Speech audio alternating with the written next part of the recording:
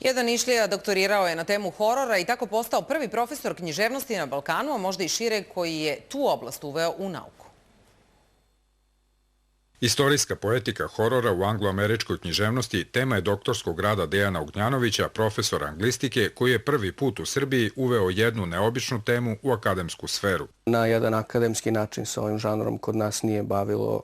On je uglavnom bio onako sporadično prisutan kao neka fusnota u radovima na neke druge teme, o naučnoj fantastici, o vampirima, o folkloru, o narodnim verovanjima, ali nigde o filmu između ostalog, ali nigde znači u književnosti. Horor prate brojne predrasude, pa je to možda i razlog što do sada nije bio dovoljno zastupljen u našoj književnosti i kinematografiji. Horor je posvećen emociji koju mi u stvarnom životu želimo da izbegnemo koliko god možemo. Znači, niko ne voli da se plaši u svakodnevnici. Dakle, od nekih bilo realnih ili nadrealnih i nadprirodnih stvari.